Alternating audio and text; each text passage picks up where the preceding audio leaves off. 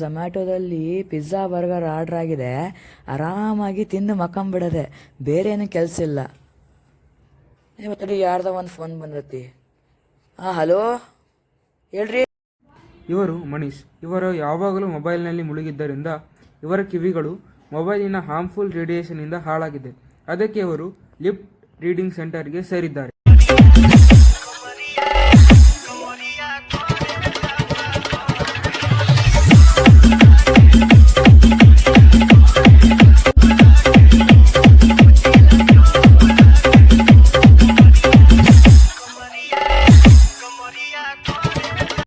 ಆಹಾ ಡಿಜೆ ನಿನ್ನೆ ಹೆಂಗಿತ್ತು.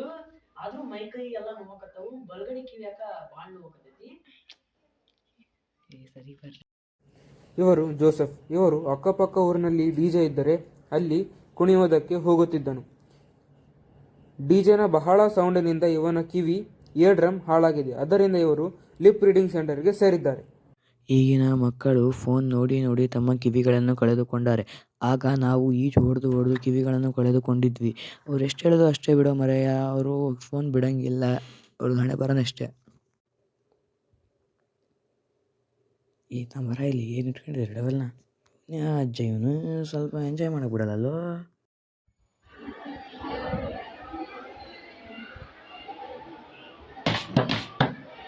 ನೀವೆಲ್ಲರೂ ಸುಮ್ಮನೆ ಇರಬೇಕು. ನೀವೆಲ್ಲರೂ ಬಂದಿರುವುದು ಡಾಕ್ಟರ್ ವೀರಮಣಿ ಬೆಂಕಿಪಟ್ಟಣನವರ ಲಿಪ್ ರೀಡಿಂಗ್ ಸೆಂಟರ್ಗೆ.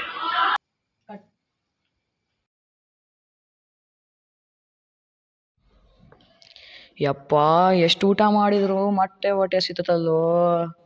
ಸಾಕಾಗೋಗೈತಪ್ಪ. ಇಲ್ಲೇ ಹೊಟ್ಟೆ ಹಸ್ಬಿಟ್ಟತಿ. ಇಲ್ಲೇ ಬಾಬಣ್ಣವ್ರ ಅಂಗಡಿ ಐತಳಿ, ಇಲ್ಲೇ ಏನಾದರೂ ತಿಂದ್ಬಿಡೋಣ ಬಾಬಣ್ಣವ್ರ ಅಂಗಡಿಯಾಗ. ಬಾಬಣ್ಣ ಆರಾಮಣ್ಣ? ಅಣ್ಣ ಒಂದೆರಡು ಚಿಪ್ಸ್ ಕೊಡೋಣ, ಮತ್ತೆ ಒಂದು ಮ್ಯಾಗಿ ಕೊಡೋಣ. ಒಂದಾಗಲ್ಲ, ಎರಡು ಕೊಡೋಣ. ಒಂದೆರಡು ಬಿಸ್ಕೆಟ್ ಕೊಡೋಣ, ಒಂದು ಈಟ್ ಶೇಂಗಾ ಕೊಡೋಣ. ಬೇಗ ಕೊಡೋಣ ಸ್ವಲ್ಪ. ಅಣ್ಣ ಬರಲಣ್ಣ?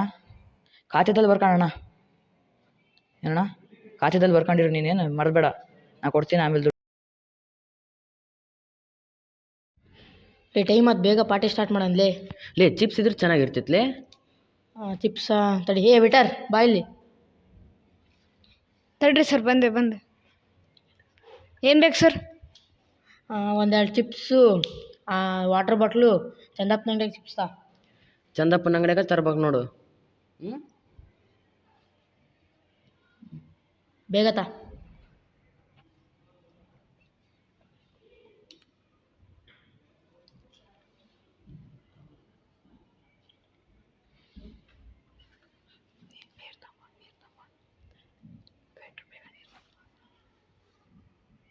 ವೇಟರ್ ಬೇಗ ನೀರು ತಗೊಂಬರು. ಬಂದೆ ಸರ್, ಬಂದೆ.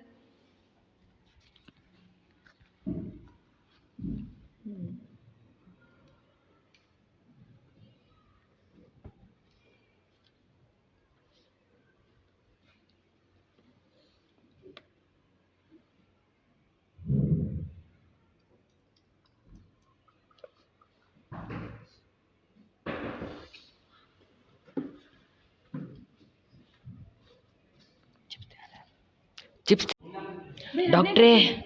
ಡಾಕ್ಟ್ರೇ ಏನಾತಪ್ಪ? ಯಾಕೋ ಈ ಜಾಗದಾಗ ಭಾಳ ನೋವಾಗತ್ತೆ ಡಾಕ್ಟ್ರೇ. ಹೌದಾ? ಕುತ್ಕ, ಇಲ್ಲಿ ಚೆಕ್ ಮಾಡೋಣ ನೋಡು. ಎಲ್ಲಿ ನೋವಾಗತ್ತೈತಿ? ಈ ಜಾಗದಾಗ ಡಾಕ್ಟ್ರೇ, ಇಲ್ಲಿ ಹೊಟ್ಟಿದ ಕೆಳಗ? ಹ್ಞೂ ಡಾಕ್ಟ್ರೇ. ಕುತ್ಕ, ಇಲ್ಲಿ ಚೆಕ್ ಮಾಡ್ತೀನಿ. ಬೇಗ ಕುತ್ಕೊಳಪ್ಪ. ಜೋರಾಗಿ ಉಸಿರು ತಗ. ನೀವೇನಾದರೂ ಡ್ರಿಂಕ್ಸ್ ಮಾಡ್ತೀರಾ? ಹ್ಞೂ ಡಾಕ್ಟ್ರೇ. ಎಷ್ಟು ಮಾಡ್ತೀರಿ ಡ್ರಿಂಕ್ಸ್ ನೀವು? ನಾವು ದಿನ 2 ಸತಿ ಮಾಡ್ತೀವಿ ಡಾಕ್ಟ್ರೇ. ಹೌದಾ? ಎಷ್ಟು ವರ್ಷದಿಂದ ಮಾಡಕತ್ತೀರಿ? 4 ವರ್ಷ ಆಯ್ತು ಡಾಕ್ಟ್ರೇ. ಹೌದಾ? 4 ವರ್ಷ ಆಯ್ತಾ? ಮತ್ತೆ ನೀವು ಎಷ್ಟು ದಿನ ನೋವಾಗತ್ತೆ ನಿಮಗಿದು? 3 ದಿನ ಆಯ್ತು ಡಾಕ್ಟ್ರೇ. 3 ದಿನ ಆಯ್ತು. ನೀವು ಮತ್ತೆ ಈಗ ಯಾಕೆ ಬರಕತ್ತೀರಿ? 3 ದಿನದಿಂದ ಕಮ್ಮಿ ಇತ್ತು ಡಾಕ್ಟ್ರೇ ಹಿಂದೆ. ನೀವು ಎಷ್ಟು ದಿನ ಆದರೂ ಆಗಲಿ ಬೇಗ ಬರಬೇಕು. ಹಂಗೆಲ್ಲ ಚೆಕಪ್ ಮಾಡಿಸ್ಕೋಬೇಕು ಬೇಗ. ನೀವು ಹಿಂಗೆ ಮಾಡಿದರೆ ಹೆಂಗೆ? ಆಯ್ತು ಡಾಕ್ಟ್ರೇ. ಅದಕ್ಕೆ ಹೊರಗಿನ ಟ್ಯಾಬ್ಲೆಟ್ಸು ತಗೊಂಡು ಕುಡಿಬಾರ್ದು. ಡಾಕ್ಟ್ರ್ ಹತ್ರ ಬರಬೇಕು. ನೀವು ಜಾಸ್ತಿ ಆದರೆ ಹೆಂಗೆ? ನೋಡಿರಿ ಡಾಕ್ಟ್ರೇ, ಏನಾರ ಮಾಡಿ ಸರಿ ಮಾಡಿರಿ. ನಿಮ್ಮದು ಲಿವರ್ ಏನಾದರೂ ಡ್ಯಾಮೇಜ್ ಆಗಿರ್ಬೋದು. ನೀವು ಒಂದು ಕೆಲಸ ಮಾಡಿರಿ, ನಾನು ಒಂದು ಅಡ್ರೆಸ್ ಕೊಟ್ಕೊಡ್ತೀನಿ. ಅಲ್ಲಿ ಹೋಗಿ ನೀವು ಸ್ಕ್ಯಾನಿಂಗ್ ಮಾಡ್ಸ್ಕೊಂಬರ್ರಿ, ತಡೀರಿ ಒಂದು ನಿಮಿಷ ಬರ್ದು ಕೊಡ್ತೀನಿ. ಒಂದು ನಿಮಿಷ ತಡೀರಿ, ಬರೆಯಕತ್ತೀನಿ.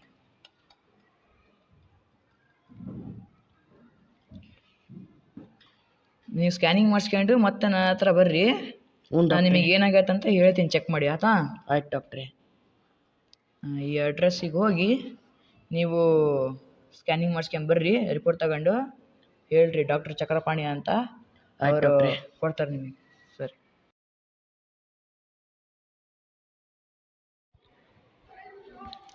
ಡಾಕ್ಟ್ರೇ ರಿಪೋರ್ಟ್ ಬಂತು ನೋಡ್ರಿ ಡಾಕ್ಟ್ರೇ.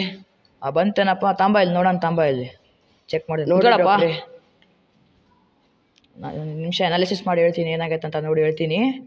ಆಯ್ತು ಡಾಕ್ಟ್ರೆ, ಜಲ್ದಿ ಹೇಳ್ರಿ ಡಾಕ್ಟ್ರೆ, ಭಾಳ ನೋವು ಆಗತ್ತೆ ಡಾಕ್ಟ್ರೆ. ನೋಡಕತ್ತೀನಿ ತಡಿಯಪ್ಪ. ನಿಮ್ಮ ಜೊತೆಗೆ ಯಾರಾದ್ರೂ ಬಂದಾರ?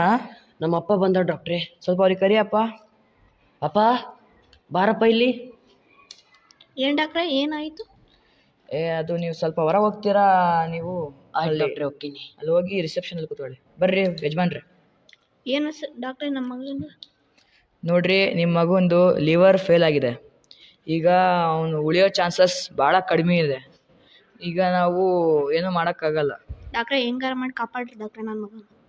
ನೋಡ್ರಿ, ನಾವು ಕಿಡ್ನಿ ಟ್ರಾನ್ಸ್ಪ್ಲಾಂಟ್ ಅಂತ ಮಾಡ್ತೀವಿ. ಅಂದರೆ ನಿಮಗೆ ಅದು ಕಾಸ್ಟ್ ಪೇ ಆಗ್ಬೇಕಲ್ರಿ. ನಾವು ಹೊಲ ಮಾಡ್ಬೇಕಾದ್ರೆ ನಮ್ಮ ಮಗನ ಕಾಪಾಡಿದ್ದೀನಿ ಡಾಕ್ಟ್ರೆ. ಹಂಗಂದರೆ ನಾವು ಒಂದು ಕಿಡ್ನಿ ಟ್ರಾನ್ಸ್ಪ್ಲಾಂಟ್ ಅಂತ ಆಪ್ರೇಷನ್ ಮಾಡ್ತೀವಿ. ಅಂದರೆ ಅದು ಸಕ್ಸಸ್ ಆಕ್ಕತ್ತೆ ಅಂತಲೇ ನಾವು ಹೇಳೋಕ್ಕಾಗಲ್ಲ. ನೀವು ಸಕ್ಸಸ್ ಆಗ್ಬೋದು, ಇಲ್ಲ ಅಂದರೆ ಅದು ಫೇಲ್ ಆದರೂ ಆಗ್ಬೋದು. ರಿಸೀವ್ ಮಾಡಬೇಕಲ್ಲ, ನಿಮ್ಮ ಮಗುವಿನ ಬಾಡಿ ರಿಸೀವ್ ಮಾಡಬೇಕು ಈಗ ಬೇರೆಯವ್ರದ್ದು ಲಿವರು. ಸೊ ಹಂಗಾಗಿ ಇದು 50-50% ಚಾನ್ಸಸ್ ಇರುತ್ತೆ. ನೀವು ಹೊಲ ಮಾರಿ ನಿಮ್ದು ಹೊಲ ಹೋದರೆ ನಾವು ಜಿಮ್ಮೆದಾರಲ್ಲ, ಮತ್ತು ನಿಮ್ಮ ಮಗ ಸತ್ತರೆ ನಾವು ಜಿಮ್ಮೆದಾರಲ್ಲ. ಮೊದಲೇ ಹೇಳ್ಬಿಟ್ಟಿವಿ ನಿಮಗೆ, ಅದು ಕಂಪ್ಲೀಟಾಗಿ ನಮ್ಮ ಮಗನ ಕಾಪಾಡ್ರಿ ಡಾಕ್ಟ್ರೆ. ಅಲ್ಲ, ನಾವು ನಮ್ಮ ಕಡೆಯಿಂದ ಎಷ್ಟು ಸಾಧ್ಯವಾಗುತ್ತೋ ಅಷ್ಟು ಇದು ಕೊಡ್ತೀವಿ. ಅಂದರೆ ಅವ್ರದ್ದು ಬಾಡಿ ರಿಸೀವ್ ಮಾಡಬೇಕಲ್ಲ. ಮತ್ತೊಂದೇನು ವಿಷಯ ಏನಂದರೆ, ನಾವೇನಾದರೂ ಮಾಡ್ತೀವಿ ಅಂದರೆ ಅದು ನಿಮ್ಮ ಬಾಡಿ ರಿಸೀವ್ ಮಾಡಲೇಬೇಕಲ್ಲ. ಅಂದರೆ ಈಗ ಮತ್ತೆ ಇನ್ನೊಂದು ವಿಷಯ, ನಿಮ್ಮ ಮಗ ಮತ್ತೆ ಅದಕ್ಕೆ ಒಂದು ಟ್ರಾನ್ಸ್ಪ್ಲಾಂಟ್ ಮಾಡಿದ್ಮೇಲೆ ಮತ್ತೆ ಕುಡಿಯೋಕ್ಕೆ ಚಾಲೂ ಮಾಡಿದರೆ, ಮತ್ತೆ ಅದೇ ಕೆಲಸ ಮಾಡಿದರೆ, ಮತ್ತೆ ಅವ್ನು ಸಾಯ್ತಾನೆ, ಮತ್ತೆ ಉಳ್ಸೋಕ್ಕಾಗಲ್ಲ ನಿಮಗೆ. ಮತ್ತು ಅವ್ನು ಜೀವನ ಕಷ್ಟ ಬಿಡ್ತೈತಿ. ಮತ್ತೆ ಒಂದು 3 ದಿನ ಉಳಿಯೋದು ಅವ್ನು ಕಷ್ಟ ಬಿಡ್ತೈತಿ ನೋಡ್ರಿ. ಹಿಂಗಾಗುತ್ತೆ ಪರಿಸ್ಥಿತಿ, ಹಿಂಗೈತಿ. ಅದಕ್ಕೆ ನೀವು ಆದಷ್ಟು ಅವನಿಗೆ ಬಿಡಿಸ್ರಿ ಕುಡ್ಸೋದು. ಆಯ್ತು ಡಾಕ್ಟ್ರೆ. ಏನ್ರಿ? ಹ್ಞೂ ಡಾಕ್ಟ್ರೆ. ಆದಷ್ಟು ನೀವು ಬಿಡಿಸ್ಲೇಬೇಕು ಅವನಿಗೆ, ಏನಾದರೂ ಮಾಡಿರಿ. ನೋಡಿರಿ ದರ್ಶಕರೇ, ನೀವು ಇದು ಎಣ್ಣೆಯನ್ನು ಕುಡಿಯೋದು ಆದಷ್ಟು ಬಿಟ್ಟುಬಿಡಿ. ಏನ್ರಿ, ಪೂರ್ತಿನೇ ಬಿಡಿ. ಇದು ಭಾಳ ಅಪಾಯಕಾರಿಯಾಗಿದೆ. ಇದರಿಂದ ನೀವಿಗೆ ಭಾಳ ತೊಂದರೆಗಳು ಬರುತ್ತೆ. ನೀವು ಸಾಯೋ ಚಾನ್ಸಸ್ ಇರುತ್ತೆ. ನಿಮ್ಮ ಲಿವರ್ ಫೇಲ್ ಆಗುತ್ತೆ, ಕಿಡ್ನಿ ಫೇಲ್ ಆಗ್ಬೋದು, ಹಾರ್ಟ್ ಅಟ್ಯಾಕ್ ಬರ್ಬೋದು, ಲಂಗ್ಸ್ ಫೇಲ್ ಆಗ್ಬೋದು, ಏನಾದರೂ ಆಗ್ಬೋದು. ಅದಕ್ಕೆ ಕುಡಿಯೋದನ್ನು ಬಿಟ್ಬಿಡಿ. ಎಷ್ಟು ಸಾಧ್ಯವಾಗುತ್ತೋ ಅಷ್ಟು ಬಿಡಿ. ಇದರಿಂದ ಮನೆಯಲ್ಲಿ ಜಗಳ ಆಗುತ್ತೆ, ಎಲ್ಲ ಅನಾವಶ್ಯಕತೆ ಇರುವ ಸಾಧ್ಯತೆಗಳು ಆಗುತ್ತದೆ.